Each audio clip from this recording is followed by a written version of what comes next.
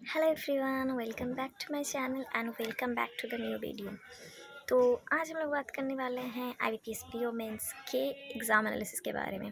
तो मैंने एग्ज़ाम दिया था कल, मेरा सेकंड शिफ्ट था एंड 1 बजे का शिफ्ट था।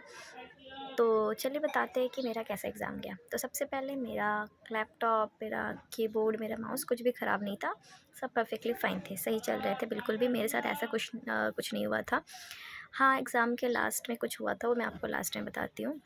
तो सबसे पहले चलते हैं कि क्या-क्या मैंने किया है। तो सबसे पहले आई थिंक खुला था आपका रीज़निंग। हाँ, रीज़निंग सबसे पहले खुला था। तो रीज़निंग में मैंने 5 मार्क्स के 2 मार्क्स के 5 क्वेश्चंस किए हैं एंड 1 मार्क के बस मैंने 9 ही किए हैं। अ, तो इसकी वजह से मैं सैटिस्फाइड नहीं थी। मेरा एक पज़ल बना। हुँ। एक पज़ल बना है एंड सेकंड पज़ल मैंने बना लिया था, मैंने बस 2-3 लाइन बाकी था एंड मैं नहीं बना पाई, टाइम ओवर हो गया। तो एक पज़ल जो थे मैं आपको बताती हूँ, बहुत ईज़ी लेवल के थे। पहला पज़ल जो मैंने बनाया था, हाँ, 5 लोग नॉर्थ थे, 5 लोग साउथ देख रहे थे। वो गिवन था कि हाँ, ये 5 लोग हैं और ये 5 लोग हैं एंड फ्रूट्स वगैरह दिए थे, वो आपको बैठानी थी एंड वो बहुत ईज़ी ट्रिक्स, मतलब आपको कुछ सोचना नहीं पड़ रहा था, लिटरली आपको दिया था बस बैठाना है, तो बहुत आसानी से बन गया था। एंड नेक्स्ट एक मैं बना रही थी, सर्कल में 8 पर्सन्स थे। इनवर्ड पर्सन जो है, जो इन में देख रहे हैं, मतलब अंदर देख रहे हैं, वो आउटर पर्सन से ज़्यादा है, मतलब जो बाहर देख रहे हैं उससे ज़्यादा है। एंड हाँ, उनका एज दिया था, जो सबसे यंगर था 10 साल का था, वहाँ से स्टार्ट हो रहा था। तो वो मैंने बनाया था। तो वो लास्ट के 3-4 लाइन बाकी थे एंड टाइम ओवर हो गया था, इसकी वजह से मैं नहीं बना पाई। तो और मैं फिर इनपुट आउटपुट पे गई थी, तो मुझे ऐसे फटाक से क्लियर नहीं हो रहा था कि क्या करना है, इसलिए मैंने नहीं किया वो। एंड नेक्स्ट जो है मैंने किया था, डेटा सफिशिएंसी था, वो मैंने किया था। एंड डायरेक्शन था, 2 मार्क्स का था डायरेक्शन, शायद हाँ 2 मार्क्स पे डायरेक्शन थे, तो वो मैंने किए थे। और कुछ ऐसा तो मुझे देखा नहीं, आई थिंक इनइक्वालिटी नहीं आया था वगैरह। ब्लड रिलेशन मैंने नहीं देखा, मैंने नहीं किया था। पज़ल मुझे दिखा था बहुत सारा, पज़ल में 2 करने वाले थे बट नहीं हो पाया, इसकी वजह से 5 क्वेश्चंस मैंने 2 मार्क्स के किए हैं एंड 9 क्वेश्चन 1 मार्क के, तो टोटल मेरा 19 होता है रीजनिंग में। यहाँ मैंने लिख के रखे हैं। एंड नेक्स्ट जो है आया था उसके बाद जीए खुला था, अकॉर्डिंग टू मी। हाँ, जीए खुला था रीजनिंग के बाद। तो जीए मुझे लगा था कि सर ने जो पढ़ाया वो नहीं आया था, बट नहीं आया है क्वेश्चन। कमी जो थी वो मेरे में थी, मतलब मैंने सही से याद नहीं किया है। ऐसे 10-12 क्वेश्चंस थे, मतलब मैंने देखे, इस क्वेश्चन को मैंने देखा है, ये मैंने पढ़ा है, ये मैंने सुना है, ऐसा टाइप का था, बट उसका आंसर मैं नहीं कर पा रही थी। मोस्ट ऑफ द टाइम मेरे साथ ऐसा ही होता है कि ये क्वेश्चन मैंने देखा है, ये क्वेश्चन मैंने पढ़ा है, बट मेरे से नहीं हो रहा है। जैसे एक ब्लू लोन वाला था, पता नहीं मुझे, मैंने शायद 750 समथिंग करके आया है। ब्लू लोन का कुछ था एंड वो 750 क्या, एक व्हाट्सअप आंसर था, एक टेलीग्राम आंसर था। तो उसके कुछ आंसर्स थे, मैंने देखे थे। और एक जो है ना, कौन से मेटल वगैरह कुछ था, एल्यूमिनियम, निकल, उसमें कौन से नहीं है, वो क्वेश्चन बहुत पुराना है, लेकिन मैंने पढ़ा था, मुझे याद नहीं आ रहा था। तो कपिल सर के पास मैं पढ़ती हूँ, सब्सक्रिप्शन लिया है, तो मुझे पहले लगा कि उनका नहीं आया था कुछ भी, लेकिन नहीं, क्वेश्चंस आए थे, लेकिन मैंने देखे भी हैं वो क्वेश्चंस, लेकिन आंसर्स याद नहीं आ रहे थे, जस्ट बिकॉज सही से मेरा प्रैक्टिस नहीं था। तो जीए जो है मेरा, मैंने सही से नहीं पढ़ा हुआ था। तो अब मैं जीए सही से पढ़ूँगी, ध्यान देना पड़ेगा जीए पे। तो उसकी वजह से मैंने जीए में बस कोई तुक्का नहीं लगाया, कोई भी तुक्का नहीं लगाया, मतलब जो लग रहा है कि हाँ ये करना चाहिए, ऐसा करना चाहिए। वो भी नहीं है कि मैं 100% श्योर थी, 90 या 97 आप श्योर थी, तो मैंने वो क्वेश्चंस किए हैं। तो बस मैंने 9 ही क्वेश्चंस किए हैं, सब पता है मुझे। 18, 20, 15 क्वेश्चंस बोले, बट मैंने बस 9 ही किए हैं, मैंने कोई एक्स्ट्रा तुक्का नहीं लगाया है। एंड मतलब वही है कि क्वेश्चंस आए थे, जैसे आरबी पीओ में वगैरह में बोल रहे थे, नहीं पता नहीं कहाँ से क्वेश्चन आ गया, ऐसा नहीं था, क्वेश्चंस आए थे। ये आपके ऊपर है, बट मेरा जो है प्रिपरेशन जीए को लेकर थोड़ा सा ये था, क्योंकि मुझे एकदम इतना अच्छे से नहीं पता था कि एकदम हाँ क्लियर हो जाएगा वगैरह। मतलब तब सब कुछ रेडी था, जीए ही रेडी नहीं था, तो मेरा उसकी वजह से मेरे 9 क्वेश्चन ही हो पाए, तो मैं वहाँ पे थोड़ा डिसअपॉइंट थी। तो इस बार जो इस पीओ के लिए वो चीज़ जो है जीए का, मैं पहले से प्रिपेयर करके रखूँगी। एंड नेक्स्ट जो है, नेक्स्ट खुला था इंग्लिश। हाँ, इंग्लिश खुला था एंड इसमें मैंने 2 मार्क के बस एक ही क्वेश्चन किए हैं। उसमें कॉलम बेस्ड समथिंग था एंड कॉलम बेस्ड था, बट इतनी अजीब तरीके से उसके इंस्ट्रक्शन थे, मतलब 3-4-5 ठो कॉलम, 5 कॉलम थे वगैरह, ऐसे करके मिलाना था। तो मुझे लगा अरे इसके इंस्ट्रक्शन पढ़ने में टाइम जा रहा है, तो मैंने उसको लीव करके मैं आगे चली गई। 2 आरसीज़ थे एंड आरसी बहुत ही लॉजिकल टाइप के थे, मतलब ऐसे नहीं थे कि ऐसे नॉर्मली कुछ कहानी वगैरह सुनाया जा रहा है, कुछ ऐसे ही। उसके लैंग्वेज भी थोड़े से ट्रिकी थे, तो मुझे वो आरसी थोड़े से डिफ़िकल्ट लगे, तो मैंने दोनों ही आरसी को टच किया था, बट दोनों के सारे क्वेश्चन मैं नहीं कर पाई। इसलिए मैंने 2 मार्क्स की 1 और 1 मार्क के 14 क्वेश्चन किए हैं। तो वो 16 मार्क्स बनते हैं, जो कि अगेन बहुत डिसअपॉइंट वाली मार्क्स हैं।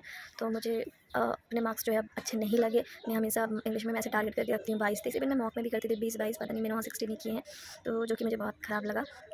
और नेक्स्ट है हाँ, इंग्लिश में पैराजम्बल भी आए थे एंड एरर के लास्ट में क्वेश्चंस थे और कुछ वर्ड के थे, क्लेमेंट समथिंग आया था लिटिल, मुझे उसका मीनिंग नहीं पता था, इसलिए मैंने नहीं किया। पूल का जो था, पूल का मैंने किया था, पूल वाला। एंड लास्ट में जो एरर थे ना, उसमें ना मुझे समझ में नहीं आता ईडीएम कैसे ये करना, चेंज करना, वहाँ पे कैसे फिल करना, वो मुझे क्लियर नहीं हो रहा था, इसलिए मैंने नहीं किया था। किसी ने किया हो तो कमेंट सेक्शन में ज़रूर बताइएगा। एंड पैराजम्बल मुझे करना था, आरसी के चक्कर में, मैं उसके समझने के चक्कर में पैराजम्बल तक जा ही नहीं पाई, टाइम जो है खत्म हो गया था। तो इसमें मैंने 16 मार्क्स के किए हैं। एंड नेक्स्ट जो है कॉन्स में जो है मैंने 2 मार्क्स के 7 क्वेश्चन किए हैं और 5 क्वेश्चन किए हैं 1 मार्क के। हाँ, तो आपका 19 बनता है। तो उसमें मैं बता देती हूँ। 7 मार्क्स के 2, मुझे ना इसमें कुछ डाउट हो रहा है कौन से मैंने 2 मार्क्स के कितने किया। अभी मुझे लग रहा है कि नहीं, कुछ और प्रॉब्लम था, कुछ पता नहीं, कुछ समथिंग ऐसा है जो मैंने 2 मार्क्स का नहीं किया, कुछ ऐसा वगैरह। तो 7 या ऑलमोस्ट 12 टाइप के क्वेश्चंस थे, लेकिन मुझे 2 मार्क और 1 मार्क बारे में थोड़ा डाउट हो रहा है अभी। तो मैं आपको क्वेश्चन बता देती हूँ। मैंने कुछ पार्टनरशिप का एक क्वेश्चन था, वो मैंने किया था। एक पी का आ रहा था, पी का वैल्यू आ रहा था something 3 P divided by 3 P plus Q plus 5000, ऐसा कुछ था। हाँ, ऑप्शन ए था, वो मुझे आया था, वो बहुत ईजी था, फटाक से आ गया था, बस थोड़ा सा डरा रहा था। पी नहीं, इसमें आर खोजना था शायद, ऐसा कुछ क्वेश्चन था, वो मेरा आ गया था।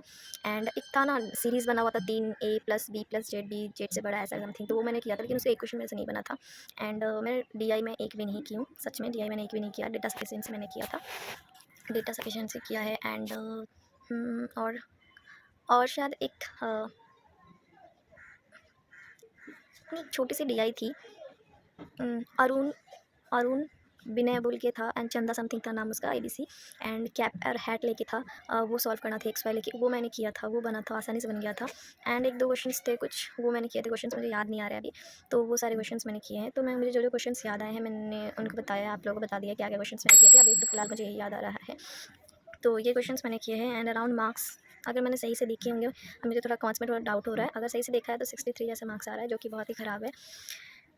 एंड मैं ये एक्सपेक्ट नहीं कर रही थी, तो मुझे बहुत बुरा लग रहा था।